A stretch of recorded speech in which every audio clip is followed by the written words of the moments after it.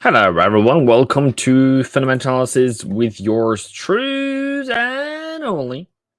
Hope you have a great day. There is a bit of an issue today, so I'm trying to figure it out. But if we're not doing to figure out, we are not going to figure it out. So what is currently happening is that we are live, but I'm trying to make it for you for members only. But it is what it is. And then if I can't make it, then I can't make it. Then technically we are where we are. Yeah, nah. Other than that, hope you are having a great day. Hope you're seeing well. I hope that you are doing better than I'm doing right now. So okay, cool. I can. So okay, fine.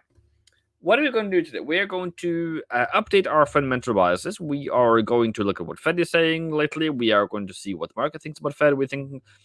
We're going to look at different central banks and come up with some kind of where are we in the world at this given time. And what is currently important is, of course, what the Fed is thinking, what the market is thinking, and what is the difference in the two at this very moment. And if you haven't understood that one, then that is that. Hello, Samson. Hello, Eddie. So, one last chance.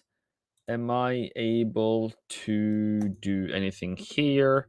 Ska vi se, tillpassning maybe. Okay, maybe. There is who can do that. Okay, cool. I found it. Now I'm good. Cool. So, hello Eddie. Hello Samson.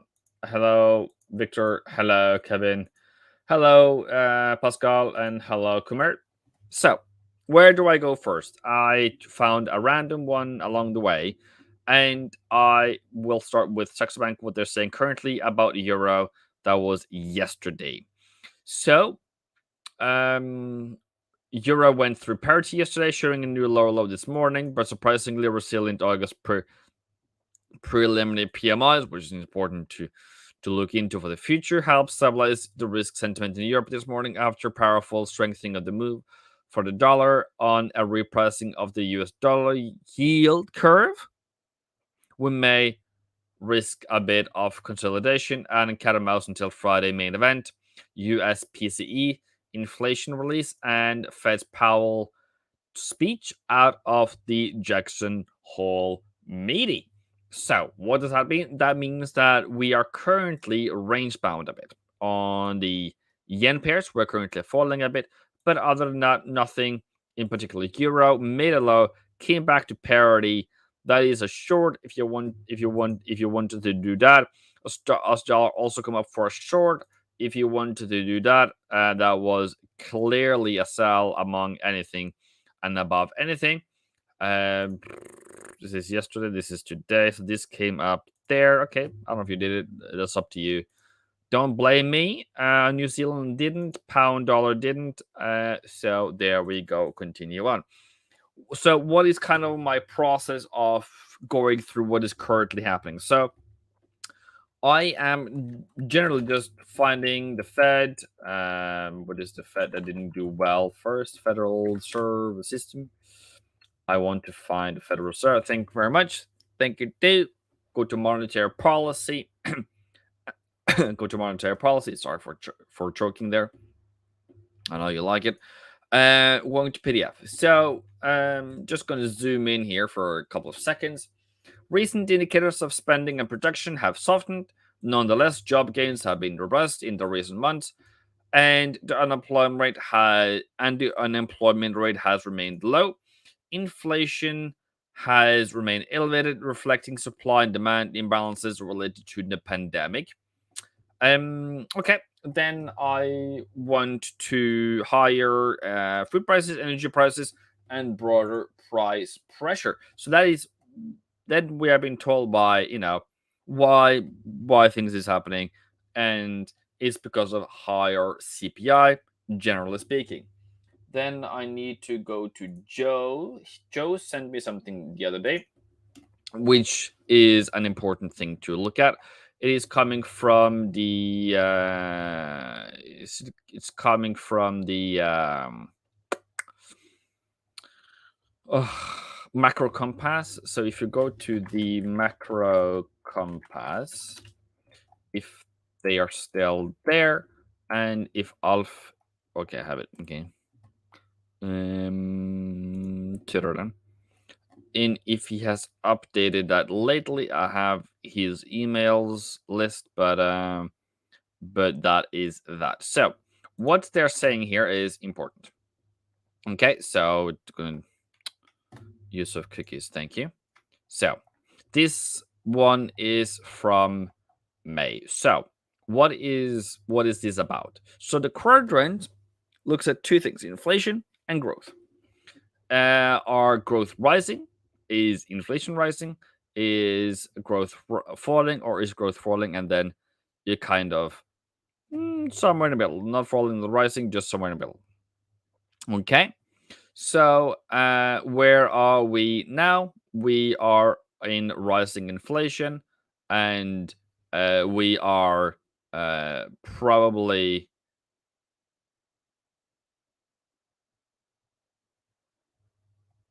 um yeah, okay, I'm just gonna read before I say something more. um that we're currently rising, maybe are peaking, and growth is slowing down. The question is, where should it go, and where is it likely headed? So in the four quadrant framework, we have still the same thing. This is still inflation, and this is still sorry, economic activity and prices. In an inflationary boom, which we have been in, you are supposed to be doing what? Buying stores of value, real estate, gold, commodities, higher fixed cost, cyclical, and you're supposed to sell longer term bonds where we have been. The question is, are we going to go into this deflationary bust where you are seeing no economic activity or low economic activity, and uh, and prices are falling? Are we currently in the inflationary bust where the cash is the safest, where prices are rising, but there is little economic activity? That is definitely where we are now. The question is, are we going into deflationary bust? Are we, and that, and this is what we call not recession, called stagflation is the other word for it. So in these two scenarios, you're supposed to be in cash and sell financial assets. In a deflationary bust, when you don't have rise of prices anymore, you're going to turn into buying government bonds and selling everything else. So this is where we are somewhere now, in my opinion. And the deflationary boom is where you are having low prices, but economic activity, which was post COVID ish. So we went from this one into this one, and then this one, then this one, or somewhere. We went the whole loop of this whole thing.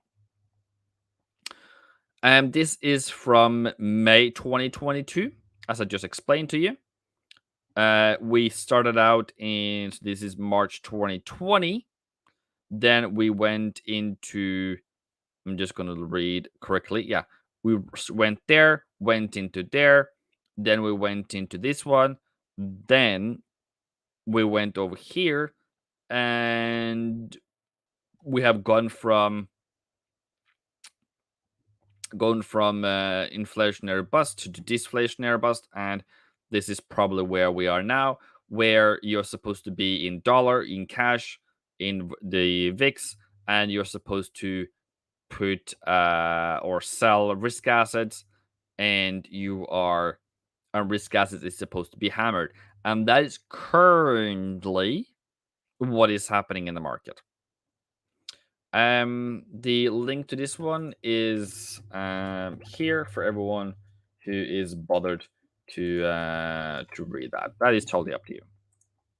Okay, so if we are in this situation here, what are we then going to do? Dollar strength is what we're doing.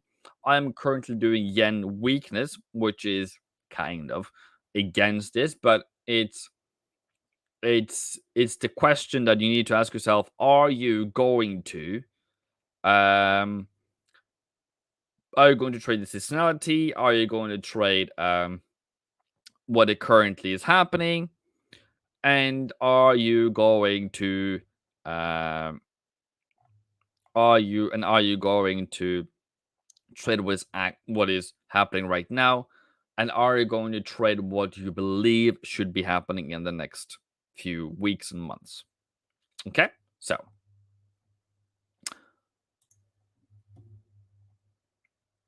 oil has been rising lately, and it had been rising up until we started pricing in the risk for a recession.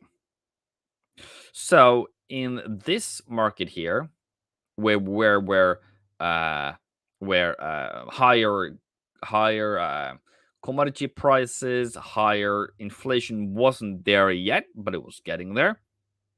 And now we have turned into a place where we are buying dollar literally almost every day.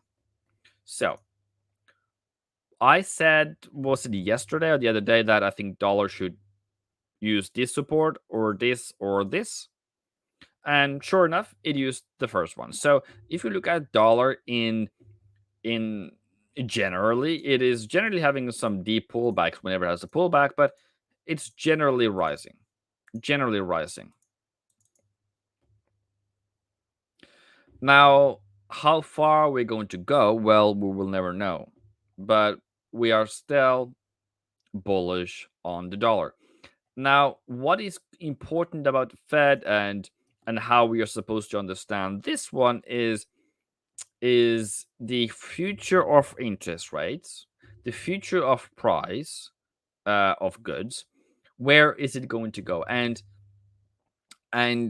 are we going to have a falling interest rate expectation, or are we gonna have increase of expected interest rate? And that is not necessarily a very straightforward thing, but it's definitely something that you will be like, I need to have an opinion here. Okay, cool. And then I need to finally I got access to it. I need to add you there. That was generating income on this stream. That's all. Because I didn't do that earlier. So, what else? I want us to do the next thing. So right now, there is higher prices. There is a lot of price pressure. We are seeing that we might need to be going in that we are into a recession, and we are still yet to see that Fed agrees with us. They haven't done that, so we are still going to look into that. We still need to we still need to take that into account, that they haven't come out and said that we are in a recession. They have said that it's too early to say, and it's just technically it's not really. Well, he brushed it off last time, at least we was asked about it. If you're looking into institutional research on FX Street and you look at, Fed. Now, the question is, are you going to listen to JP Morgan's analysts? Yeah, I'm almost going to say you probably should do the opposite of what they're saying. But they say that they are skeptical about US dollar future upside, and they hint that slowing in the Federal Reserve rate hike might limit the upside. But what is currently happening after they have said that? Well, the market's still rising, right? Nothing has changed there. So if you feel like that your fundamental analysis has changed, or your fundamental analysis is not where they are, then you need to be like, okay, so what is actually the market doing right now? Because JP Morgan isn't everything and everyone. I am just going to find another new there.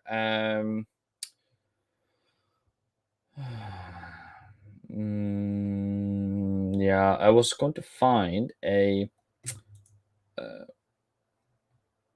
I'm just going to find see something that was interesting to me. Okay, so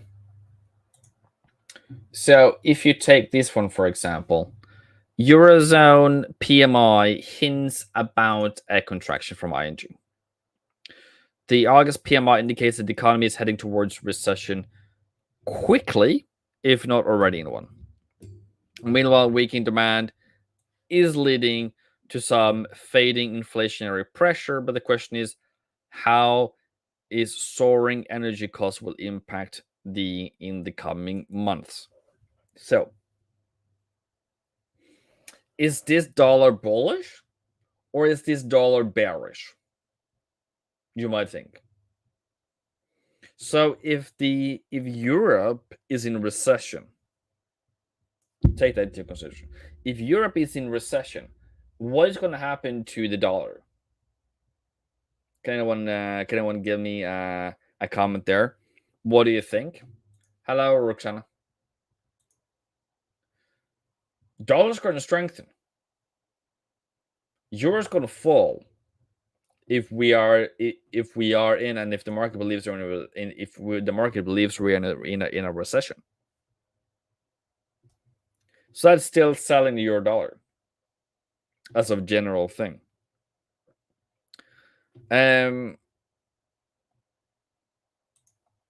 Double-digit Eurozone inflation is within the touching distance. Supply shocks continue to plague the Eurozone economy, causing inflation to show signs of abating in the short run. Current natural gas prices makes inflation peak into double digits realistic, and there's a little in the European Central Bank can do about it. So if we get a double-digit inflation, sup, Poppy? How are you, mate? You doing well? Thank you for being a member, by the way.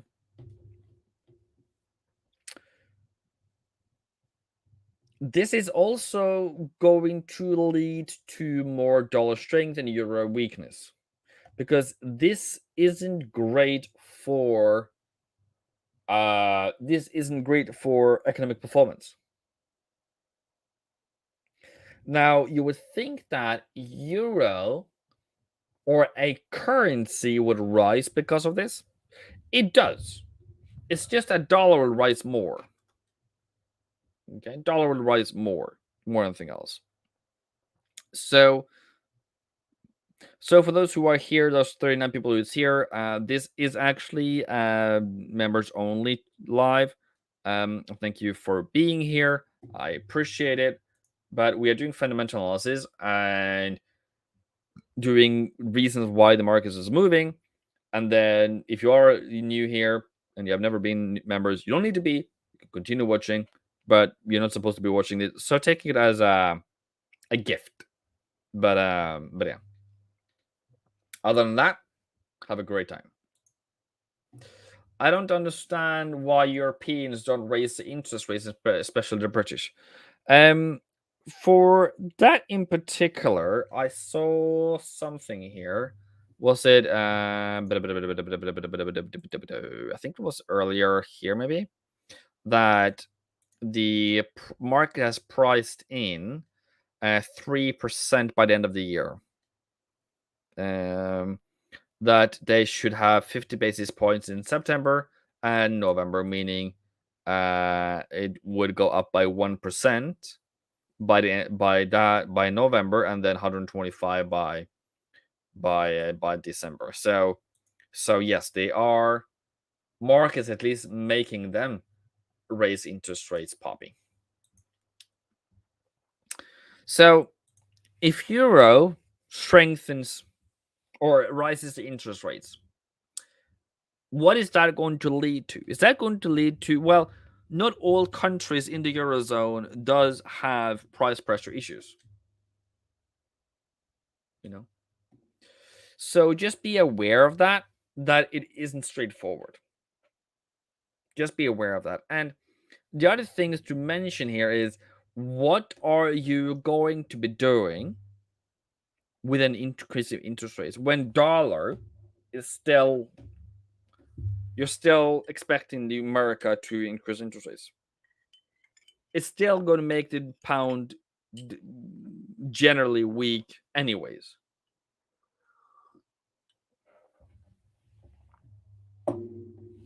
Okay? It's still going to be weak anyways. Okay, so we can go to Bank of England and see what they are saying. By the way, Bank of England. And the other part that they do over or across the pond, Poppy, or Sven, is that whenever they have an interest rate meeting, they always mess up. Also, yeah, we're increasing interest rates, but we don't think we're going to do more than whatever in September. So what is the market going to do then? Of course, they're going to fall and make it. So of course, the market is going to make the pound bearish because there's no more interest rates to be paid, not to be given to the market. So for the UK and Bank of England, they always disappoint by the end of the meeting. Okay, cool. So Bank of England sets a monetary policy to meet a 2% inflation target, which in a way that helps sustain growth and employment.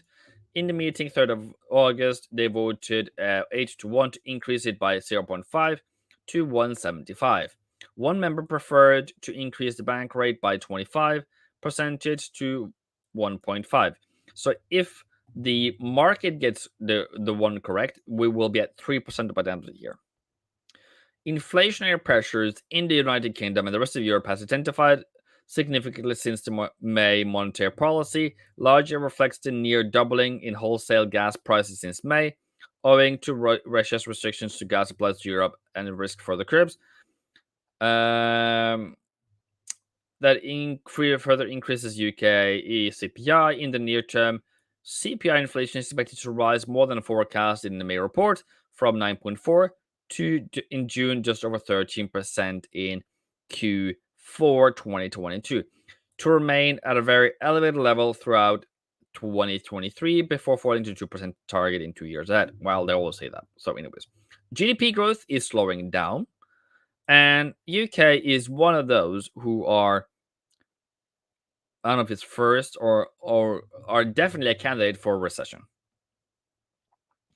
Now they only have 1 quarter GDP that has missed that one, so we're still on that track to something. So the domestic inflationary pressure are projected to remain strong over the first half of the forecasted period. Firms generally reported that they expect to increase their selling prices markedly.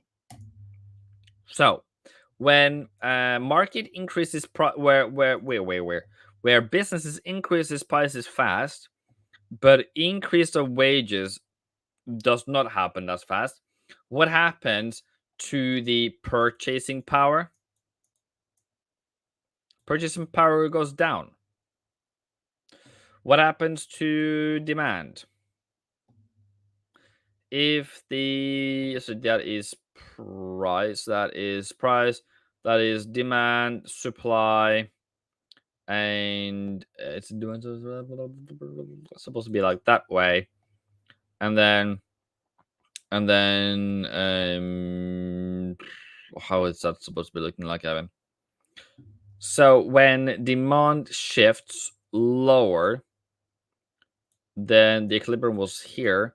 Instead, it becomes here. So price goes lower because demand goes lower, because supply is still there. So generally, trying to say that generally is that whenever they increase the price pretty quickly, way faster than people have the ability to pay for it, purchasing power goes down, demand goes down, and it will take some time, but prices will fall in the end. And yet, now if they do it too quickly, too fast, well, they have to take care of themselves apparently. So they will be like, well, we will do that, and then just have to, like, how I can explain it to you people, and I will explain it in a very fashionable session. Okay, cool. Take away the watermark. So when you have, well, we had a game one time, which is pretty funny, but we had a game one time. You have one person having demand for one product, so demand is one. That went to the next level, and it went to the shop, and he bought one shoe. The producer in that case, sorry, the shops in that case, demanded two from their importer. The importer goes to their manufacturer and say, I need four. So the more parts you have, because everyone needs to cover for their cost, and then the manufacturer goes to their what do you call it, materials, their commodities providers, and say, we need eight. So once you do that, that's actually what happened actually in this case, and it's only demand for one. But at the end of the supply chain, we have demand for eight. And whenever that comes back to the consumer, that all those eight, sorry, just going to do that. And demand comes back, so the actual supply comes back. They give eight to the shop, but he only sells one because that's what he demanded for. What is he going to do with the rest of the seven? Now he says back to his importer that I need zero. It goes back to so that is shop, importer, manufacturer. So that is yep, okay. I messed up one. So and then Deeds goes back and says he wants zero, and then zero is produced back. But by this time, you all of a sudden have a demand for 10. Now you have too little. And that is and then, by the way, this is at least like 3 months because of shipping and production and everything. So you have demand for one. This is what actually happened in our case. Demand for one, they asked for two, the next one asked for double, the other one asked for double, and I think there was another part where they actually asked for another double. So it gives 16 back to the front of the line to sell it to the consumer. But then now they have too much goods because they can't sell it because they only want one. The other thing is they, in the meantime, has also increased the price of whatever they were doing, meaning that that that that there was demand for one, but there is no more demand for anything else, and demand goes down to zero. And you were like, "Well, this is too theoretical." Blah blah blah blah. This is actually what is happening right now. This is actually what is currently happening right now. You're not seeing it yet because businesses aren't complaining about it yet. But they are generally complaining about, what are they complaining about, generally speaking? They are complaining about gas. They complain about electricity. They're talking about corn. They are talking about they can't get corn. They can't get what else do they get? They can't get wheat, or price of wheat has gone higher. So what is that? That is core things that's important for their business. And then the other one is, of course, petrol. Petrol. Everyone is complaining about these things. Everyone is feeling it. Now, if these have increased generally by 100% increase, are you able to get that back from the increase of 100% from the consumer? No, there isn't. So at some point, you're going to hear that soon. At some point, you're going to hear storage is an issue. Too many products. Now, because the demand has dropped, because of price has skyrocketed, because it's gone up 100%. Now, price to consumer hasn't risen that much. Price to consumer has only, generally speaking, risen 10% or 9%. But if it's going to continue like this, you are racing to the peak. You're racing basically. Let's see. You're racing basically until you see that in the market. We see this every day in the forex market, but that is what we are. That is what we're going to see. We're going to see that with demand dropping. We're going to see price dropping. Supply is still going to be high because everyone is trying to supply as much as they can. But the economic output is also going to drop like this. The question that you need to ask yourself, generally speaking, how far are we going to drop if we drop? The other word for this drop is recession.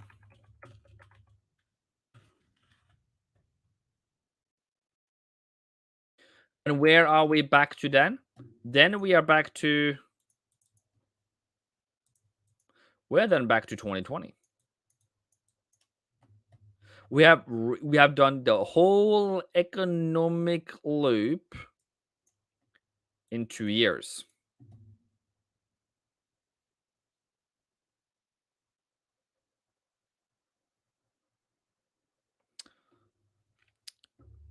Now, if you have cash, Poppy is ahead of me. If you have cash, this year's Black Friday is going to be amazing. This year Black Friday is going to be amazing. There's still market chip shortage that is supply bottleneck thing that it can't just magically appear, redo. But yeah, it still is there. I think that Volvo. I went to Volvo dealership on a Saturday 2 weeks ago. Volvo said that you will, if you buy a brand new car, you will get it Q2.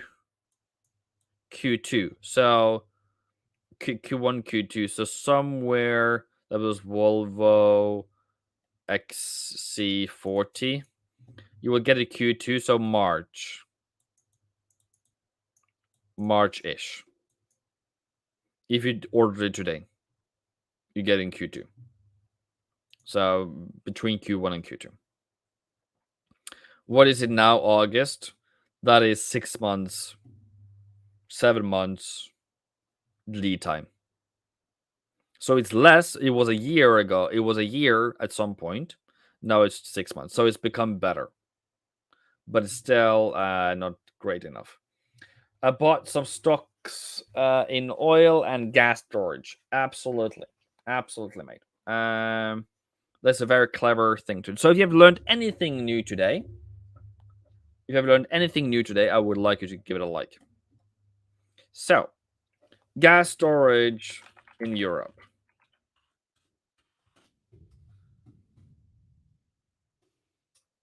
So see,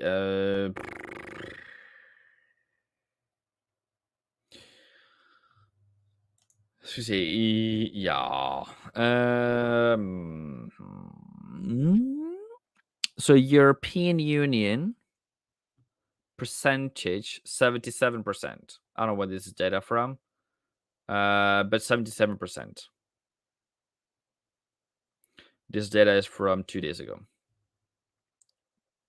So if you have percentage for 77%, the consumption is 4,150 terawatts, and the okay, I'm just going to find whatever That's consumption, and then the supply. Yeah. Okay, so there we go. 384 gigawatts. Amount of gas injected during. Okay. So that is amount of gas injected. That is supply. That is gigawatts, and that is just terawatts. So I guess giga is better than tera. So, anyways, gas in storage 856, and it's a percentage trend of 0.32. And then we can look here. That is also something that I would like to do. So see, I would want it to be like this, so we can see a bit the difference, and then we can take away something. So back last year, we were really low. We're really low last year. And now we have seemed to have picked up something again. So year to date, 1 year. Yeah. So that the injection has started here to increase. The green one here is increasing. The storage is increasing. And the capacity is still the same, around 11,000 gigawatts. But withdrawals are not as much. So we have more and more capacity. That's great. Now, the question that you all need to ask yourself, how is the winter going to be? How much is the demand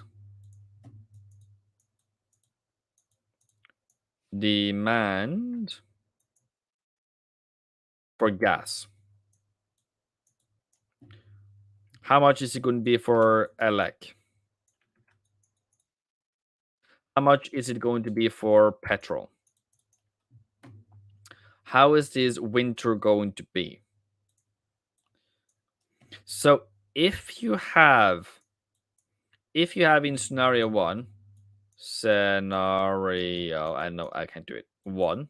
Scenario one is cold winter. Demand is going to be rising throughout the winter. Scenario two is going to be how do you spell scenario? Scenario two. We have what not normal, but more like not so cold. What do you call normal winter? Demand is going to be still rising, but not as much.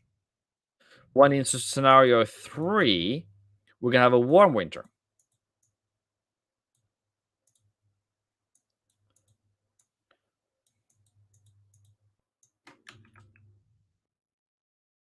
Warm winter. And demand curve will still be, but way less.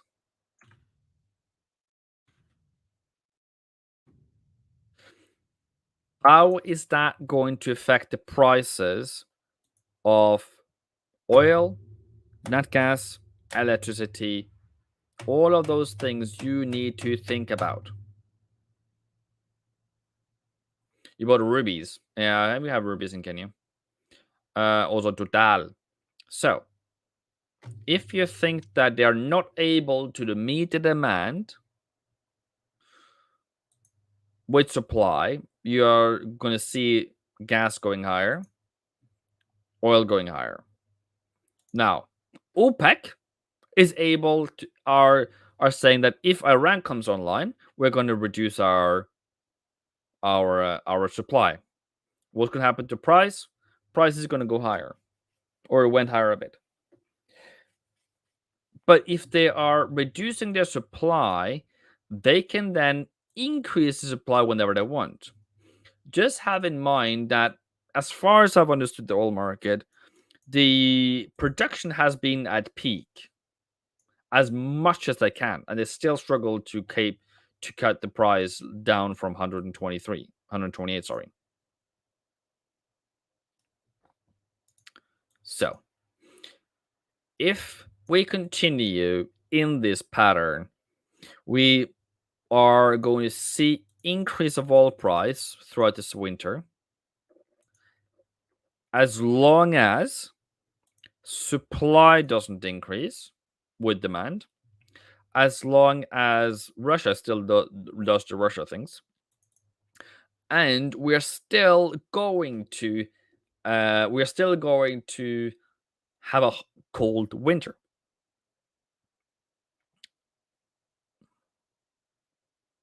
And bear in mind that Germany has started up a coal mine, or sorry, coal plant for producing electricity or whatever. Coal.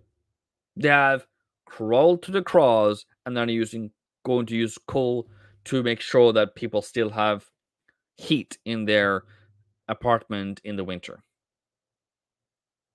I find it funny. I don't know if you guys do, but I find it funny. Yeah. And they were closed back in 2019. Now, the Green Party is going to be like, oh, yeah, it's bad for the environment. Yeah, for crying out loud, mate. But you need to have a better plan than. I'm just saying that the plan failed. That's why I'm laughing. If you have a plan that was so great that by three years later you don't need to add that to the system, then yes, you have done a great plan, great preparation. But now it just looks like the critics was right. It is too early. Okay, just saying. So my mister says you are in a decent oil short of the 200 EMA. I don't know why you did that, but fair enough. You do you. Not gonna... Okay. Well.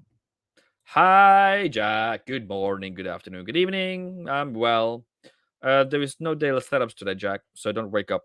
I'm gonna give you the sleep. So don't worry about that. So if I gave you anything that you didn't know by now, you can give it a like. Now, only through uh new knowledge I am going to provide to you that you didn't know already. So when I go through the charts and when I go through for fundamental analysis information, I'm not going to look at stupid ideas, stupid people, stupid uh, analysis. Durable goods orders are 0 versus expected 0.6. Okay, that's worse than expected. Okay, thank you very much. The European news wrap. What is the headlines today? Dollar purchase higher. That doesn't really matter anything. Chinese onshore yuan sees weaker daily close. Whatever. German cabinet approves energy saving measures. What do they say now? Positive measure to limit the on lighting in public spaces. Okay, so they're just trying to make less demand for electricity, basically. Fair enough. Whatever. US MBM mortgage applications was negative 1.2 versus negative 1.3. So there's a bit more demand for mortgages, which is okay, but you are expecting them to fall. Yeah. I'm going to say it anyways in the group in the 2 seconds after this meeting, anyways. So don't be worried about it. I don't want you to be awake till 3 a.m. if you don't need to. I know you love me.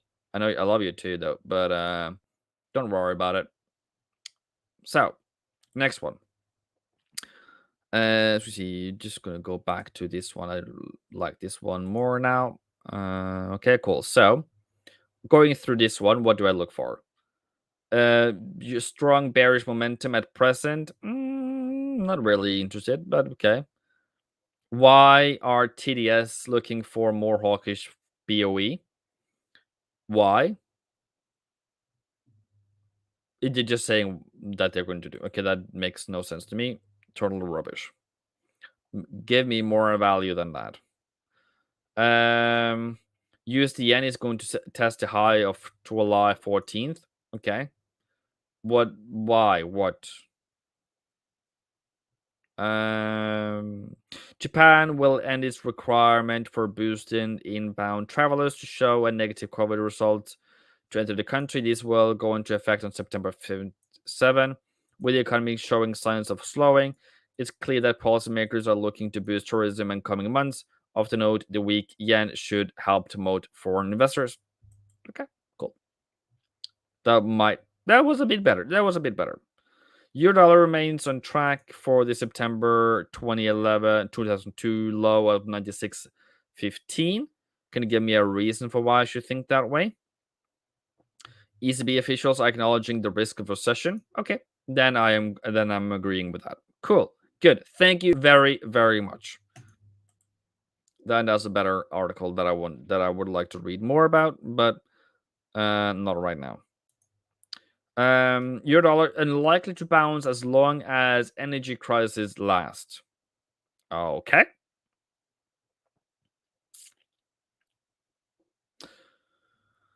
The euro won't bust until a devastating term of trade divergence stops. So oil prices rose. Both European and American terms of trade suffered. But this time around, the relative effect of the completely different. From US expected, the highlights for the positive impact on the dollar is rising energy prices for euro. It just highlights the scale of the challenging, confronting environment. Okay, whatever. I can't see a significant rebound for any European currency until we get through the gas crisis. Okay, so maybe the gas crisis is sending euro lower then. Okay, give me reasons. Give me reasons. That is what I'm thinking every time I'm looking at the market. And then I write down the reasons for why it's doing what it's doing. And I put it into my library of fantastic of fantastic information that I possess. Joke. And I process that and I say, okay, Ivan, what is this going to make the euro dollar do? So what is euro dollar doing right now? Euro is falling. Okay, so are you shorting it then?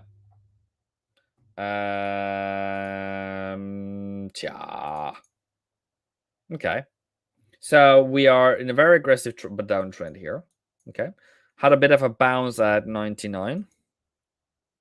But if we continue lower, I'm probably going to sell it again. But I want a deeper pullback before selling. Okay, I made my plan. I'm going to sell it whenever it makes a move. Either lower or higher. And then if the market catches me in the meantime, whatever. So let's recap a bit. Dollar. What is currently happening in America? Okay. And we take, the other one should be euro, and the other one should be pound. Okay. Let's put this thing together. So, and then I'm going to add, let's see, there we go. Interest rates, employ, GDP, economic activity. Just generally. Interest rates in America are rising. Sorry, I'm going to do that. Sorry, no. Thank you. Are rising. Euro is rising. It is rising. Unemployment is, so far as I remember, falling. GDP is falling. I need to double check that, but it's just what I have in my brain at the moment. I can actually check that actually. Let's see in one trading.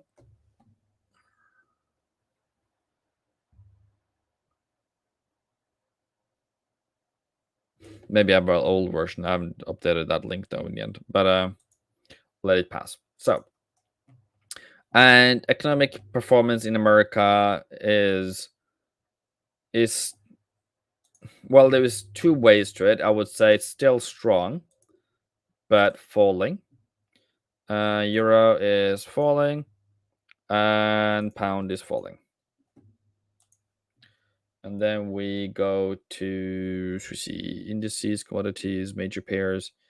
Do we have dollar index here?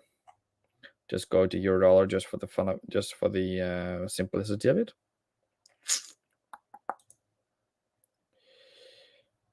Inflation, and then we go to currency. Currently, America have 8.6 2 minutes ago. Previous value 9.1, current value 8.5. Still very high. Interest rates is, of course, rising for most countries. Is 2.5 in America. Unit limit is 1.75. Should be rising. And who is not rising? Japan. Unemployment is generally falling, but you had the United States rising a bit. No, that's 2021. Okay. So see, country America only. That'd be great. So yeah, still on the downward move as far as I remember. 3.6, yeah. Okay, and then GDP growth for most countries should be previous value dollar negative 1.6. Pound, I thought pound was negative. Or the current value, yeah, and negative 1.5, 0.1. And the euro is still there-ish. Still very low on GDP. So that is concerning. So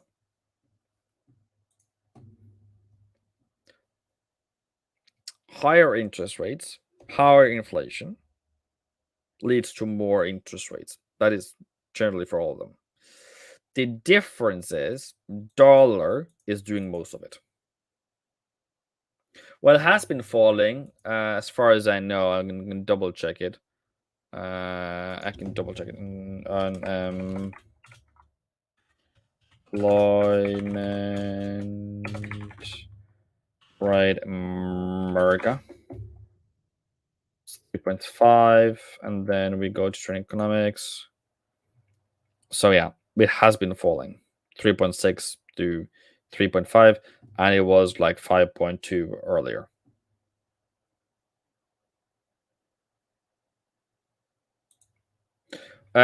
Also, I think you're talking about employment, because unemployment has been falling.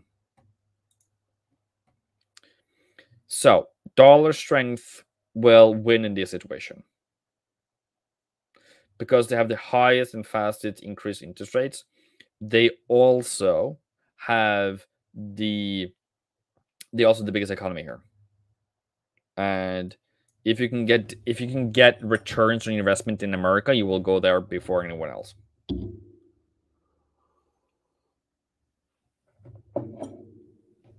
All right.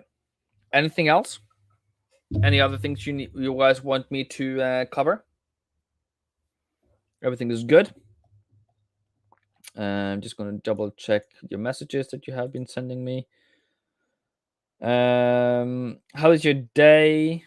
I'm okay. Jack. I'm alive. So what I'm going to do now, I think I'm going to end it there. We'll jump over to Nick, and I hope you have a fantastic day. Not trade setups at the moment, but we'll get a reminder if it happens. And until next time, I love you. See you soon. Boom.